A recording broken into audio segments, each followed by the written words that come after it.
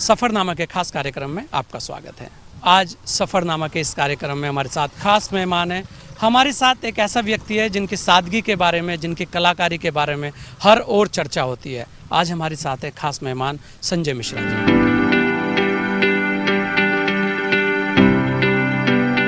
Film जगत में संजय मिश्रा अद्भुत कलाकार हैं। फिल्मी पर्दे पर कॉमेडी या संजीदगी, हर तरह के किरदार में उनका सशक्त अभिनय नजर आया।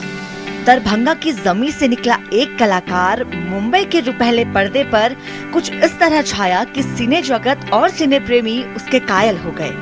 फिल्म बंटी और बबली में प्रॉपर्टी डीलर, गोलमाल में चोर, फटा पोस्टर निकला हीरो में बाबा जैसे किरदार लोगों के मन में गहरी छाप छोड़ते गए। एक जमाने में कहा जाता था कि मीना कुमारी की आंखें बोलती हैं, लेकिन संजय मिश्रा का तो अंग अंग बोलता है। हर भाव और अदा पर्दे पर छा जाती है। उनके कहे डायलॉग जमाने की जुबान पर चढ़ जाते हैं। जीवन में उतार चढ़ाव तो हर शख्स के आते हैं, पर संजय मिश्रा की अपनी दास्तां किसी फिल्मी नाटकीय कहानी की तरह है। जीवन के कई उतार चढ़ाव उन्होंने भी झेले। अपना मुकाम बनाने के लिए उन्होंने लंबा संघर्ष किया। आज वह फिल्म इंडस्ट्री के बेहद सफल कलाकारों में एक हैं। संजय मिश्रा को शिक्षित पारिवारिक माहौल मिला। पिता शंभुनाथ मिश्रा पेशे से पत्रकार थे और दादी पटना रेडियो में गीतों की प्रस्तुति करती थी। 9 वर्ष की उम्र में जब परिवार बनारस आया तो संजय मिश्रा ने केंद्रीय विद्यालय में अपनी पढ़ाई की। समय के साथ उन्हें अभिनय की ओर रुझान बढ़ता गया। उनमें जन्मजात प्रतिभा थी। एनएसडी के लिए भी वह चुने गए। संजय मिश्रा का मुंबई का सफर 1991 में शुरू हुआ। टीवी सीरियल चाणक्य के लिए एक छोटे से किरदार में जब एक सीन में 28 रीटेक हुए तो महसूस किया कि पर्दे पर आना कितना मुश्किल काम है, पर मन के हौसले ने उन्हें डिगने नहीं दिया। हालांकि इससे पहले अमिताभ बच्चन के साथ उन्हें एक विज्ञापन करने को मिला। अपनी तरह का यह जीवन भी चलता रहा। फिल्म की हर विद्या को बारीकी से जाना, लेकिन अपनी बीमारी और पिता के निधन से उन्हें गहरा सदमा लगा और वह दूर कुछ समय के लिए ऋषिकेश में चले गए। रोहित शेट्टी ने उन्हें गोलमाल में चांस देकर उनसे कहा कि अपना मुकाम फिर से तैयार करो। दिग्मांशु धूलिया ने उन्हें एक टीवी सीरियल में काम दिलाया। इधर रोहित शेट्टी ने उन्हें अपनी अगली फिल्म ऑल द बेस्ट में काम का ऑफर दिया तो फिर उन्होंने कभी पलट कर नहीं देखा। सिने और टीवी की दुनिया में वह छा गए। मिरांडा का विज्ञापन हो और ऑफिस सीरियल में शुक्ला जी का किरदार, वह हर मिजाज में छा गए। ओ डार्लिंग ये है इंडिया, गॉड तुझसे ग्रेट हो, दम लगा के हाइशा, धमाल, फिर भी दिल है हिंदुस्तानी, प्रेम रतन धन पायो जैसी कई फिल्मों में उनके अभिनय की छाप है। उन्होंने भारत की पहली पीओवी यानी कि पॉइंट ऑफ व्यू तकनीक को लेकर बनी फिल्म राखोश में मुख्य भूमिका निभाई। फिल्म क्रिटिक अवार्ड का बेस्ट एक्टर, जिसने अवार्ड का बेस्ट एक्टर खिताब भी उन्होंने जीता। संजय मिश्रा जैसे उत्कृष्ट कलाकारों ने यह साबित कर दिखाया है कि विलक्षण प्रतिभा है और गांव कस्बे से निकला कलाकार अपनी पहचान बना सकता है, वो स्टार बन सकता है। संजय मिश्रा अब फिल्म इंडस्ट्री का जाना माना नाम है और अपने अभिनय से उन्होंने कला की बुलंदियां छुई हैं। Desk report, network 10।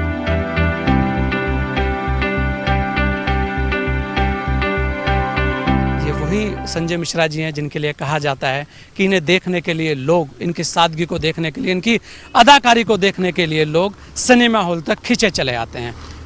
Sanjay Mishra ji, आपका स्वागत है। संजय जी किस पृष्ठभूमि से आते हैं और संजय जी ने कहां से शुरुआत की और फिर मुंबई कैसे पहुंचे? संजय जी का जो है वो उनका जन्म पटना में हुआ था जी। वो उनके पिताजी सरकारी press information bureau information broadcasting में थे जी। फिर संजय जी वहाँ से बनारस गए, तो जो बनारस जो एक जगह थी वहाँ पर संजय मिश्रा उस उम्र में गए थे जिस उम्र में आप सब कुछ ग्रास्प कर रहे होते हैं, एक बच्चा हर कुछ की ऐसा होता है। वहाँ उनको बहुत ही म्यूजिकल बैकग्राउंड मिला। वहाँ से फिर कलाकार पैदा हो गया था। फिर वो कुछ नहीं कर सकते थे सिर्फ कलाकारी के अलावा। फिर national school of drama Delhi में एडमिशन लिया।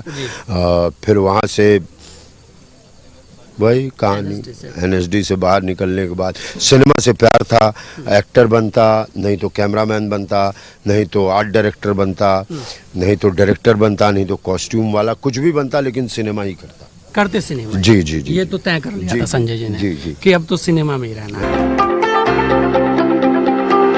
आपकी शुरुआत कहाँ से हुई संजय जी?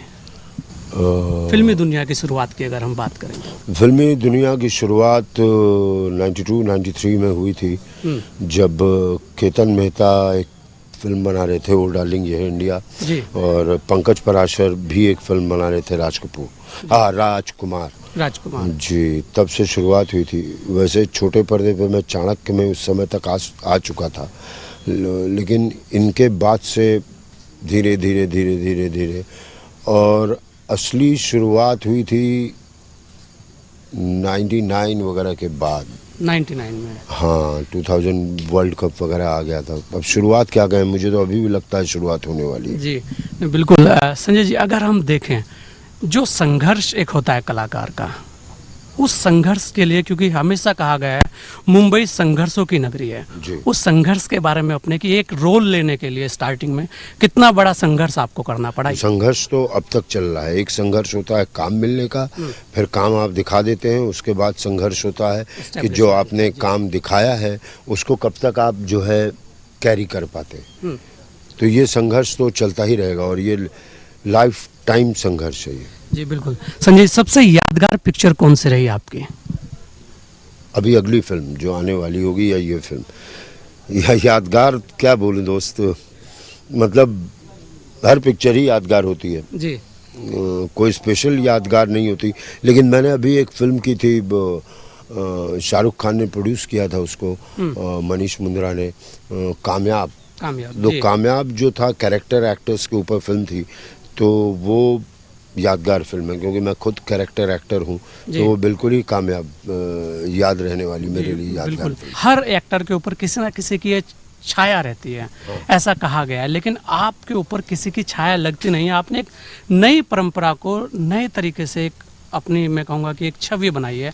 आपके नज़दीक भी कोई ना कोई एक एक्टर रहा होगा जिसे देखकर आपको लगा कि मुझे भी एक्टर बनना है। ऐसी कौन सी वो हस्तियाँ रही हैं जो आपके, मैं कहूँगा, जिन्होंने आपके ऊपर एक छाप छोड़ी? बहुत शुरू में अमिताभ बच्चन जी। उनकी फिल्में देखते थे, अच्छा लगता था उनकी एक्टिंग। फिर नसीर भाई जी।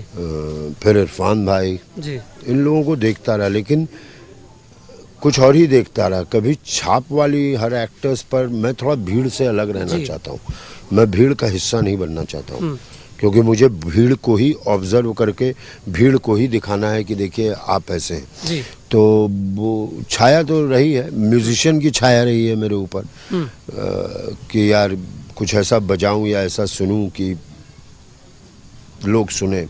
तो ऐसे कई लोगों की छाप रही है, और हर इंसान की ज़िंदगी में कई लोगों की छाया रहती है। संजय जी, लेकिन आपने ये अच्छी बात कही कि मैं उन छायाओं से अलग हूँ। जी बिल्कुल, आप उन छायाओं से अलग है, और आपने एक जो शुरुआत की है ये अपने आप में एक अलग है। हर कोई मानता है कि संजय मिश्रा अपने आप में एक ऐसे कलाकार हैं जो संपूर्ण, जिसे कलाकारिता कहेंगे, वो आपके अंदर है।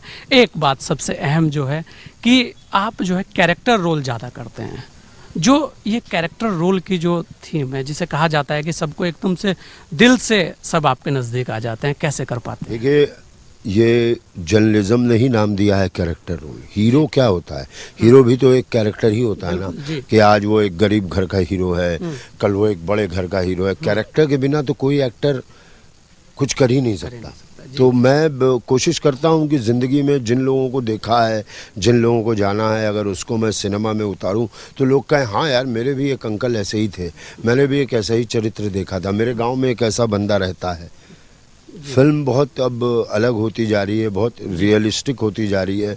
आपको वो फिल्में ज़्यादा अच्छी लगती हैं जो आपको लगता है नहीं नहीं यार ये मेरे करीब है, ये मेरे करीब है, तो वो फिल्में ज़्यादा अच्छी लगती है। एक्टर्स को हमेशा कुछ रियल लाइफ कैरेक्टर्स के साथ सिंक्रोनाइज करना होता है, ताकि लगे आगे की देखने वालों को कि हाँ ये हमारे ही में से कोई एक है। जी बिल्कुल संजय जी, और सबको लगता भी है, क्योंकि आप जुड़ जाते इतनी तेज़ी से हैं कि हर कोई आदमी आपसे चाहता है कि यार ये बिल्कुल मैं संजय जी जैसा एक कैरेक्टर बनूं, अरे, उनके ये जैसे सब रोल कर्म करूं? बताता का अगर ऐसा और है तो। संजय जी अब अपने आप को कितना पूर्ण मानते हैं?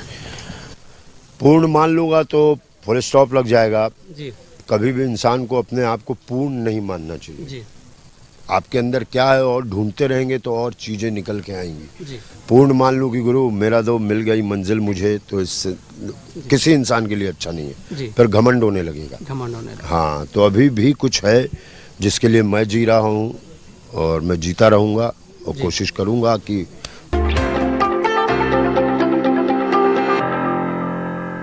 संजय जी अगर हम देखें सबसे अहम आजकल कॉमर्शियल अगर हम बात करें फिल्मों की, तो कैसे देखते हैं इंडस्ट्री के अंदर इन फिल्मों को आप? देखिए, पहले होता था आफ्टर क्राइस्ट बिफोर क्राइस्ट, जी अब होता है आफ्टर कोरोना बिफोर कोरोना। जी अब हर इंडस्ट्री की गणित थोड़ी बदल गई है जब से कोरोना आया। जी अब जैसे मैं ये फिल्म कर रहा हूँ कुतुब मीनार, जी एक सोचे समझे बजट की फिल्म है। जी कल को इसको ओटीटी प्लेटफॉर्म मिलेगा, जी तो अब थोड़ी गणित बदलती जा रही है कि हम अभी थिएटर अभी कोई पता नहीं क्या है कि जी, कब बिल्कुल। खुलेंगे, क्यों खुलेंगे, क्यों नहीं खुलेंगे। जी तो आज का गणित बिल्कुल ही बदल चुका है सिनेमा के इकोनॉमिक को लेकर के। जी बिल्कुल। हाँ, और- क्योंकि ओटीटी वाले वही पिक्चर 7 करोड़ में खरीद रहे हैं, फिर वो एक ही दूसरी कोई पिक्चर 200 करोड़ में क्यों खरीदेंगे। खरीदेंगे। जी बिल्कुल। हाँ, कहीं जी। ना कहीं अभी जो चेंज हुए हैं कोरोना को लेकर, अब बहुत हर पूरे वर्ल्ड में चेंज हुआ है, सिर्फ सिनेमा इंडस्ट्री में नहीं,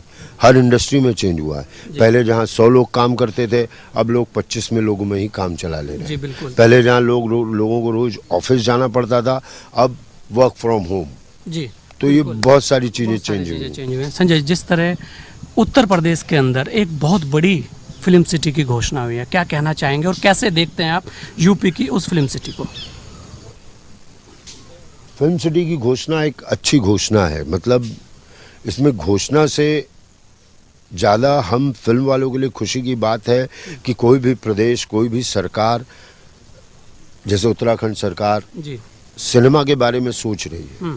ये एक बहुत बड़ी बात है। हाँ, ये बहुत रीसेंट डेवलपमेंट है कि गवर्नमेंट भी सिनेमा के बारे में सोच रही है। इस माध्यम में कुछ ताकत है, उसके बारे में सोच रही है। तो ये ज़्यादा पुलकित होने के लिए हम लोगों के लिए, फिल्म इंडस्ट्री वालों के लिए ज़्यादा बड़ी बात है। जी बिल्कुल। संजय जी एक सबसे अहम सवाल ये है कि बहुत अगर हम बात कर रहे हैं जिस तरीके से आपने भी बताया कि बजट, जो कम बजट के लोग हैं अच्छे लेखक होते हैं लेकिन उनको बड़े चेहरे नहीं मिलते, ऐसे में उनका संघर्ष बढ़ वक्त जाता है। आएगा, लेकिन वक्त आएगा। जी जब आप जैसे लोग उनसे जुड़ते हैं तो लगता है कि हाँ कुछ लेखक ऐसे आगे आए हैं जिन्होंने कुछ नई शुरुआत की है और अपने आप में कामयाब हुए हैं, उनके लिए क्या कहना चाहेंगे? देखिए, एक टाइम था जब से 2-4 ही म्यूजिक डायरेक्टर होते थे, जी।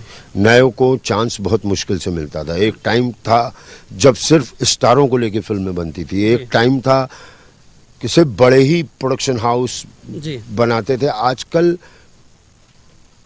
हर एक किसी को अगर आप अच्छे राइटर हैं, आपको अच्छे डायरेक्टर मिलते हैं, अच्छे एक्टर्स मिलते हैं, तो आप, जैसे मेरी आंखों देखी जी रजत कपूर ने बनाई थी, जी उसने फिल्म देखने का नज़रिया ही चेंज कर दिया। जी जैसे ये हमारा डायरेक्टर है हम्म, राज, जी म्यूजिक डायरेक्टर है, हम्म, अब डायरेक्ट करने लग जी। गया। म्यूजिक डायरेक्टर अलग चीज होती है, फिल्म जी, डायरेक्टर। लेकिन अब उसको भी प्रोड्यूसर्स मिल रहे हैं कि हाँ यार, आपकी कहानी अच्छी है, आप आइए इस पर फिल्म जी। बनाइए। तो अब कैनवास खुलता जा रहा है। जी। अब वही बात नहीं रही पहले जैसी कि 4 दिन की शूटिंग अक्टूबर में, फिर 10 दिन की जी। शूटिंग जनवरी में, फिर उसके बाद दिसंबर में। जी। 9 साल में बनी है ये पिक्चर। ये गर्व की बात नहीं है, जी ये 1 महीने में बनी है पिक्चर। ये एकदम गर्व की बात है और बजट में है। बजट में है। जी बजट सबसे महत्वपूर्ण हम है। बजट किसी भी बिजनेस के लिए जी। बजट की आप 2 रुपए लगाते हैं, 2.5 रुपए कमाते हैं, या 2.5 रुपए लगाते हैं और 2 रुपए कमाते हैं। तो ये बात बजट की तो हमेशा रहेगी किसी भी इंडस्ट्री में। जी बिल्कुल। संजय जी अगर हम देखें युवा कलाकारों के लिए आप क्या संदेश देना चाहेंगे जो इंडस्ट्री के अंदर आने के लिए तैयार हैं लेकिन उनके पास प्लेटफॉर्म नहीं रहते? किसी के पास कभी भी प्लेटफॉर्म नहीं था। नहीं था। जी प्राण साहब बहुत पहले के एक्टर हैं, वो भी प्लेटफॉर्म ढूंढ रहे थे। आपको अगर अपने अंदर विश्वास है कि आपको देख के लोग, जी ये नहीं कि मम्मी पापा ने कहा इसीलिए हीरो बनने चले आए, जी। मौसा जी ने कहा तो इसीलिए अब एक्टर बनने चले आए। आपका क्या मकसद है? और आप एक्टर बनना चाहते हैं कि हीरो बनना चाहते हैं? जी हीरो बनने जाइएगा तो कोई अगर मिल गया गलती से, जी या आपके बाप दादा हों तो आपको हीरो बना देंगे, या कोई मिल गया तो बना देंगे। और आप एक्टर बनना चाहेंगे तो आप एक्टर से होते होते हीरो बन जाएंगे। जी लेकिन सिर्फ हीरो बनना चाहेंगे तो मुश्किल है। तो हीरो के चक्कर में मत रहो, बर्बाद हो जाओगे। अगर जब तक कोई सपोर्ट नहीं है पीछे से, एक अच्छे एक्टर बनने की कोशिश करो जिंदगी में। जी बिल्कुल। एक क्योंकि आप उत्तराखंड में शूटिंग कर रहे हैं और उत्तराखंड आपके दिल के करीब भी है, सभी जानते हैं। उत्तराखंड के लिए क्या कहना चाहेंगे? मेरा ससुराल है उत्तराखंड। जी बिल्कुल, ये पता लगना चाहिए सबको। जी, उत्तराखंड के मुख्यमंत्री ने आज फर्स्ट डे हमारी शूटिंग का, जी हमारी फिल्म का मुहूर्त किया है। जी इसका मतलब सरकार की तरफ से जी यहाँ फिल्म में काम करने वालों का, फिल्म इंडस्ट्री वालों का स्वागत है। ये बहुत बड़ी बात है। एक प्रोड्यूसर को बहुत बड़ा सपोर्ट मिलता है कि नहीं, गवर्नमेंट हमारे साथ है, जी यहाँ का प्रशासन हमारे साथ है। ये बहुत अच्छी बात है। पहले हमसे आज से 5-7 साल पहले लोग पूछते थे उत्तराखंड में फिल्म कैसे होगी, फिल्म वाले उत्तराखंड के लिए क्या कर रहे हैं? भैया, उत्तराखंड फिल्म वालों के लिए कुछ करेगा ना, फिल्म वाले उत्तराखंड के लिए कुछ नहीं करेंगे। क्या कर सकते हैं? कुछ नहीं कर सकते। तो आज उत्तराखंड ने सिंगल विंडो की जहाँ जा करके प्रोड्यूसर हर तरह का परमिशन, एक ही खिड़की, ये नहीं कि अब यहाँ से जाइए शुक्ला जी के पास, शुक्ला जी के पास जाइए पांडे जी के पास, उसके बाद भाटिया साहब, उसके बाद उषा जी मिलेंगी। वो ऑफिस वाला चक्कर नहीं है यहाँ। एक मतलब उससे बहुत फायदा पहुँचता है। मतलब प्रोड्यूसर को भी लगता है अच्छा तुम गए और एक ही बार में सब कुछ मिल गया। दूसरे प्रोड्यूसर ने सुना हाँ यार हम गए, एक ही बार में सारे परमिशन मिल गए, तो गुड गुड गुड, अच्छी बात है। उत्तराखंड को ये करना चाहिए क्योंकि यहाँ की पृष्ठभूमि, यहाँ का जो वातावरण, जलवायु है, बहुत सपोर्ट करता है जी फिल्म लाइन को। जी, और फिल्में बनी भी हैं पहाड़ों पर। ये अलग बात है कि उत्तराखंड में बहुत ज़्यादा नहीं शूटिंग हुई, लेकिन अब अगर ऐसा है, देहरादून एयरपोर्ट है, उधर आपके पंतनगर में एयरपोर्ट हो जाएगा, तो आपका एक अच्छा क्षेत्र कवर होगा। क्योंकि आने जाने की सुविधा बहुत ज़रूरी है, फिल्म के बहुत क्रू होता है। That's good, very good.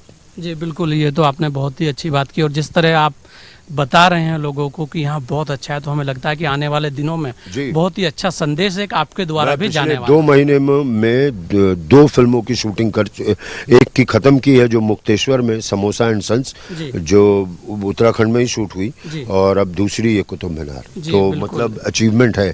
और भगवान करे हमारे जाने के बाद, शूटिंग के बाद, और भी ग्रुप और भी प्रोडक्शन हाउस यहाँ आए और शूटिंग करें। यहाँ जो आप शूट कर रहे हैं देहरादून में, क्या है ये, और इसका नाम और इसके पीछे की कुछ अंश जो कहानियों के हैं क्या है? ये एक बहुत खूबसूरत और बहुत दिलचस्प लेकिन एक समस्या वाली फिल्म है, जिसका संदेश ये है कि फिल्म का नाम है कुतुब मीनार, और हम जो शूट कर रहे हैं कुतुब मीनार, इसमें एक मैसेज ये जाता है, कुछ लोग मानसिक रूप से विकलांग होते हैं, कुछ लोग शारीरिक रूप से विकलांग होते हैं। तो सोसाइटी को ऐसे विकलांग या इस तरह के मजबूरी में जीते हुए लोगों को अपनाना चाहिए। तो ये एक इस तरह की कहानी है जिसमें मैं, मेरा बेटा और मेरा साला, बेटा जो है थोड़ा शारीरिक रूप से विकलांग है, उसको हम लोग समाज में खड़ा करने की कोशिश कर रहे हैं कि कोई जगह दो, इसको जगह दो, इसको असामान्य मत बोलो। वो असामान्य नहीं है, वो आप ही की तरह है, आप ही की तरह पढ़ा लिखा है, आप ही की तरह समझदार है, वो असामान्य नहीं है। इस चीज़ को हम कोशिश कर रहे हैं, और पंचम अपने में संदेश देती है। जी जी जी जी। और मैं इसके लिए बहुत धन्यवाद बोलूँगा पंचम, जो मेरा प्रोड्यूसर है, मनोज भाई, निर्मला जी, संदीप, ये सारे लोग जो हैं, डायरेक्टर आलोक राज, कि एक ऐसे सब्जेक्ट पे फिल्म बनाना थोड़ा बहुत बोल्ड कदम है, लेकिन इन सब के वजह से, इन सबों ने जो अरेंजमेंट कराया है, ये फिल्म बन रही है। और मुझे आज पहले दिन शूटिंग है, और मुझे पूरी उम्मीद है कि ये फिल्म जो है लोगों को पसंद आएगी। और बहुत आई डोंट थिंक कि वर्ल्ड में इस तरह की कभी कोई फिल्म बनी होगी इस सब्जेक्ट पे। जी बिल्कुल, ये अपने आप में बड़ी खास बात है कि, और वैसे भी ऐसा कहा जाता है जब संजय जी फिल्म के अंदर है तो चलेगी तो जरूर। अरे नहीं, तो ये अपने आप में जी, ये अपने आप में बड़ी खास है। और हम ये चाहेंगे कि और एक हम अपनी विशेष भी देंगे कि ये पिक्चर कामयाब हो और संजय जी का नाम दोबारा से उत्तराखंड के लिए भी ऐसा है कि एक पिक्चर ये उत्तराखंड में शूट करने आए थे और उस पिक्चर ने पूरे वर्ल्ड में एक नाम कमाया। संजय जी, क्योंकि इस समय आपका भी बड़ा कीमती है और आज आपने अपना कीमती समय हमें नेटवर्क 10 के लिए दिया, ये बहुत बड़ा हमारे लिए गौरव की बात भी है। लेकिन एक बात और मैं आपसे लास्ट है, सवाल थोड़ा अटपटा है और क्योंकि आप हमेशा एकदम से कहते हैं ना, लोगों को रोते रोते हंसा देते हैं, आपकी एक ये खासियत है कि आदमी रो भी रहा हो तो हंस जाता है। तो हम यही चाहेंगे कि कुछ ऐसा, कोई ऐसा आपका एक मैं कहूँगा डायलॉग या कोई ऐसी एक आपकी यादगार जो यहाँ लोग खड़े हैं, जो इनके चेहरे पे भी कुछ हंसी, कुछ मुस्कुराहट है। गुरुदेव, वो जो लोग हैं ना, वो बैठे हुए देख रहे हैं जी। ये तो खड़े वाले तो हमारे लोग हैं ये तो वैसे ही हंसते रहते हैं। ये सबसे बड़ी हंसी की बात है। एक संजय दूसरे संजय की खिसाई कर रहा है, एक ये संजय दूसरे संजय की। संजय जी, नेटवर्क 10 के लिए भी एक संदेश। नेटवर्क 10 मैं बहुत खुशकिस्मत हूँ कि संजय वर्सेस संजय मेरा इंटरव्यू ले रहे हैं और आप सब लोग नेटवर्क 10 देखते रहें, लगातार देखते रहिए नेटवर्क 10। तो ये थे हमारे साथ संजय मिश्रा जी। आपने देखा कितनी सादगी के साथ, कितनी हंसी खुशी के साथ ये हमारे बीच में थे और लगता ही नहीं है कि कोई फिल्मी दुनिया का आदमी हमारे साथ बैठा हुआ है। जी हाँ, ऐसे ही संजय मिश्रा जी हैं और ये संजय मिश्रा जी जब भी आते हैं हंसते मुस्कुराते लोगों को एक संदेश दे के जाते हैं। अगली बार फिर मिलेंगे किसी ऐसी एक और विशेष हस्ती के साथ। तब तक के लिए दीजिए मुझे इजाज़त। जय हिंद।